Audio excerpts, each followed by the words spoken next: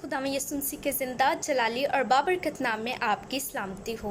मेरा नाम अनिशा इमैनुअल है और आज एक बहुत ही खूबसूरत ख्याल जो मैं आप सबके साथ शेयर करने वाली हूँ, और उस ख्याल का अनवान है, उसका मज़मून है दुख और मुसीबत। आखिर क्यों हमारी ज़िंदगी में दुख और मुसीबत आती है? अगर आती है तो हमारा रिएक्शन क्या होता है? अक्सर जब हमारी ज़िंदगी में दुख और मुसीबत आती है, जब हम दुख और मुसीबत का सामना करते हैं, तो हम खुदा से ये सवाल करते हैं कि ऐ खुदावंद, क्यों मैं दुख और मुसीबत का सामना कर रहा हूँ? क्यों मेरी ही ज़िंदगी में दुख और मुसीबत है? मैं तो तेरा बंदा हूँ, तेरी बंदी हूँ, तेरे मानने वाला हूँ, तेरे मानने वाली हूँ, फिर मैं क्यों इन दुख और मुसीबत से गुज़र रहा हूँ?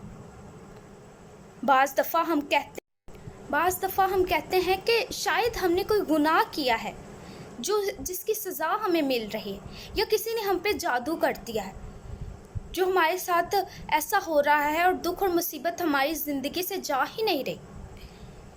खुदा के लोगों, दुख और मुसीबत सम टाइम खुदावंद की तरफ से भी होती है। जैसे हम अय्यूब की ज़िंदगी पर गौर करते हैं कि उसकी ज़िंदगी में बहुत सारी मुसीबत परेशानियाँ थी, हालांकि वो खुदावंद की तरफ से नहीं थी, लेकिन उसने खुदावंद से कोई गिला नहीं किया कि खुदावंद क्यों मेरी ही ज़िंदगी में मुश्किल परेशानी है, क्यों मैं ही मुश्किलात का सामना कर रहा हूँ। जब हम अय्यूब की ज़िंदगी, उसकी कहानी पर गौर करते हैं, तो हमें वहाँ पर मिलता है कि अय्यूब को यकीन था कि उसके दोस्त उसका साथ ज़रूर देंगे, लेकिन वो भी कहते हैं कि शायद ये तेरा कोई गुनाह होगा या तेरी बीवी का कोई गुनाह होगा जो तो इतनी मुश्किलात का सामना कर रहा है। खुदा के लोगों, जब हम कोई मुश्किलात या परेशानी का सामना कर रहे होते हैं, तो हमें साबित कदम रहना है, हमें किस तरह उसका मुकाबला करना है। सबसे पहले हमें खुदावंद के पाक कलाम को पढ़ने की ज़रूरत है, दुआ करने की ज़रूरत है। आए मेरे साथ बाइबल मुक़द्दस में से हवाला निकालें, रोमियो का ख़त, उसका 8वां बाब और उसकी 28वीं आयत। बाइबल मुक़द्दस में लिखा है, और हमको मालूम है कि सब चीज़ें मिलकर खुदा से मोहब्बत रखने वालों के लिए भलाई पैदा करती है, यानी उनके लिए जो खुदा के इरादा के मुआफिक बुलाए गए। खुदा के लोगों, यहाँ हम जब पढ़ते हैं तो लिखा है कि हमको मालूम है कि सब चीज़ें क्या हैं। जब हम गौर करते हैं तो सब चीज़ों में दुख भी है, मुसीबत भी है, परेशानी भी है, खुशी भी है, इत्मीनान भी है, तहम्मुल भी है, यानी कि सब चीज़ों में अच्छी चीज़ें भी हैं और बुरी चीज़ें भी हैं, और ये सब मिलकर, अच्छी चीज़ें और बुरी चीज़ें मिलकर खुदा से मोहब्बत, यानी कि आप और मैं खुदा से मोहब्बत रखने वालों के लिए भलाई पैदा करती है। अगर आज आप दुख और मुसीबत में हैं तो खुदावंद से दुआ करें।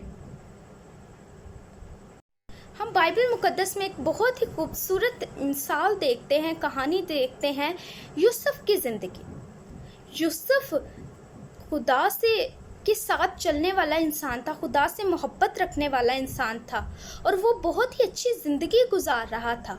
वो अपने बाप के घर था, लेकिन जब हम देखते हैं कि उसकी लाइफ में भी ट्विस्ट, उसके भाइयों ने उसको बेच दिया और वो मिस्र में चला गया। उसने दुख बर्दाश्त किए, मुसीबत बर्दाश्त की, कैद में रहा, लेकिन उसने खुदावंद को नहीं छोड़ा। उसने खुदावंद से गिले नहीं किए कि खुदावंद मेरे साथ ऐसा क्यों हो रहा है, बल्कि वो दुआ में मशगूल रहा, दुआ करता रहा, और लास्ट में हम देखते हैं उसकी कहानी में कि उसको कामयाबी हासिल हुई, उसको इज़्ज़त हासिल हुई, यानी कि वो खुदा के इरादा के मुआफिक था और वो उसके लिए भलाई पैदा हुई। और जब हम देखते हैं दानियल की किताब में सदरक, मीसक और अब्दुन्नजू की कहानी, तो वहाँ भी हमें देखने को मिलता है कि उन पर दुख और मुसीबत आई, परेशानी आई, उनको आग में डाल दिया गया, लेकिन वो साबित कदम रहे,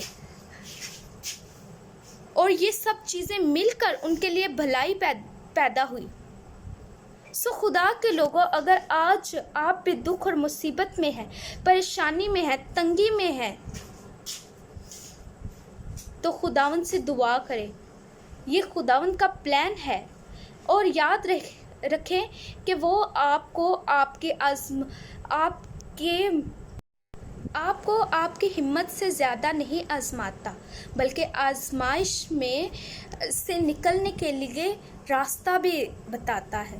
سو خدا کے لوگوں، اگر آج آپ دکھ اور مصیبت برداشت کر رہے ہیں، تنگی میں، بیماری میں، تو خداوند سے دعا کریں اور خداوند آپ کو اور مجھے اس خیال سے برکت دے. آمین.